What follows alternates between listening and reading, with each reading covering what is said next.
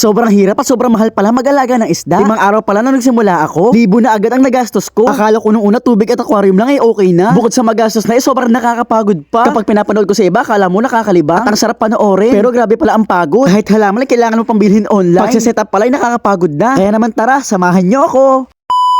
Isang umaga, madami nag-advise sa akin na ihiwalay ko nga daw yung mga anak ng isda ko sa magulang nila, baka daw kasi kainin. Kaso naawa ako, kaya naman gumawa ako ng paraan. Alam ko ang pakiramdam na malayo sa magulang. Sobrang nakakalungkot yun, kaya ayaw ko maranasan yun ng mga isda ko. Kaya naman meron akong binili. Ang tawag nga pala dito ay price separator net. Para siyang box na kulay puti, na meron mga maliliit na butas. Loob din mismo ng aquarium, dito natin ilalagay yung mga anak nila. Pero nung sinukat ko to sa loob ng aquarium, grabe ang laki pala, halos mahigit 1/2 na ng aquarium. Sobrang sisikip na yung pwesto. Sobrang mahal pa naman ang bili ko dito, nanghihinayang tuloy ako. Bago ko manghinayat, malungkot ng tuluyan. Meron pa ako isang binili. Kung sakaling palpak dito, isang lungkutan na lang. Ito nga pala yung mamahaling filter na binili ko. Kasi ito hindi lang isang rock filter ang meron. Meron siyang second rock filter, meron siyang third rock filter, at meron siyang fourth rock filter. O diba, sobrang daming filter. Gusto ko kasi sobrang linis lagi ng tubig ko. Kaya grabe, sabi ko sa inyo, diba kailangan talagang gumastos. Ito na nga, medyo kinakabahan na nga ako dito. Nung isa-set up ko na nga itong filter, parang hindi kasya. Sobrang ganda sana nito. Ang kaso lang, mahaba siya ng 1 inches. Kaya hindi ko mailagay. Kaya naman wala akong choice. Gustuhin ko man bumili ng bagong aquarium. Hindi ko alam kung saan. Kaya ito wala akong choice. Kumuha na lang ako ng lumang aquarium namin na malaki. Grabe, ko alam nyo lang, kahit sobrang laki na ng muscle ko, grabe, hindi biro ang bigat nitong aquarium na to. Masasabi ko talaga, struggle is real. Sunod naman, bubuhatin ko naman yung aquarium na may laman. Kakalipat lang ng mga isda ko sa aquarium na yan. Lilipat na naman sila. Fast forward na, naialis ko na yung maliit aquarium at nailagay ko na itong malaki. Bali, nilalagyan ko pala muna ito ng tubig para malinis. Sobrang paghihirap ko dyan, pabalik-balik ako sa banyo para kumuha ng tigi-tigis ang tabo. Pero meron akong na-realize, bakit ko nga ba masyado pinapahirapan ang sarili ko? Meron naman kaming gripot, house dito sa likod. At sakto, dito lang sa bintana nakalagay itong aquarium ko. Ito na nga lang pala ang ginawa ko, binasa ko lang ng tubig pero hindi ko na pinunasan. Bago ko kasi linisin ang tuloy, nalagay ko muna yung mga accessories. Isang totoong halaman at 2 fake plant. Pagkalagay ko ng mga bato-bato, tsaka ako naman sinipsip yung mga dumi. At nung tingin ko malinis na, nalagay ko na tong filter. Ngayon naman sobrang laki ng space. Ito nga pala ang nagustuhan ko kung bakit ko itong binili. Wala pa naman talaga akong alam sa pag-aalaga na isda o sa mga filter na yan. Basta sa pagkakalam ko, dyan sa mga batong yan, dyan kakapit yung mga dumi. Na sinisipsip ng machine na yun, papunta dyan sa taas. Hindi ko nga pala alam tawag sa mga bato na yan, kaya tawag ko na lang ay bato. At eto, nalagay ko na rin pala yung fish separator net. Dahil okay na, tapos na ako mag-set up. Pupunuin na natin ng tubig itong aquarium. Sa sobrang lakas ng buga ng tubig, hindi ko na malaya na tanggal na para sa dikit yung fish separator net. At tenin, ito na nga, napuno na ng tubig yung ating aquarium. Ngayon, ililipat na natin sa fish separator net. Ito mga fry. Welcome home nga pala sa inyong bagong bahay. Medyo naninibago pa nga sila, pero huwag kayong mag-alala kasi dyan naman ay safe kayo. Meron na rin kayong oxygen at meron na rin kayong filter. Sunod, nililipat ko nga din pala dito si Ping. At sumunod naman si Pong. Niligay ko na nga din pala dito sila Tic-Tac. Yun nga pala yung pangalan ng tatlong aking PKBM. Pero nalaman ko na hindi pala sila Balloon Molly. PKM lang pala sila, hindi PKBM. So ayan na nga sila sa bagong aquarium. Sama-sama sila at mukhang masaya naman sila. Mukhang hindi naman sila na water shock kasi hindi sila malikot tumangoy. Tapos ito naman tito ko na si Boy Ubo. Nalaman lang na nag-set up ako ng aquarium, biglang bibinigay sa akin. Palagay daw muna ng gapin niya. Sabi ko, ay ako baka kainin yung mga fry. Kaya nga ako naghiwalay para hindi kainin eh. Pero sabi ni Boy Ubo, hindi naman daw yung mga ngain ng fry kasi hindi naman daw pula yung mata. Ay naku, sana totoo lang yun ha. At perfect timing din. Dumating na nga pala yung order ko online ng mga halaman. Masaya sana ako pero maliit lang pala to. Akala ko kasi yung halaman mismo na malaki hindi pala. Hindi ko alam kung ina-acclimate din ba sila pero para makasure ina-acclimate ko din muna to ng 2 hours. Baka kasi mamaya ma-water shock din, di ba? Di ba? Malay natin. Ayan, after 2 hours na pag-a-acclimate, tinanggal ko na sila sa plastic. At inulubog ko na nga pala sila sa ilalim ng tubig. Naisip ko nga na maganda rin talaga merong halaman na malaki. Kasi nga kung sakaling mga nakulit yung mga molly ko, meron silang tataguan na halaman, hindi sila makakain. Kung sakaling kainin man sila. Guys, dapat pala dinimihan ko na yung bili. Sa ngayon yun lang muna pero marami pa kayong aabangan, promise. Marami pa akong parating. Sa ngayon yun lang muna. Thanks for watching. Bye-bye!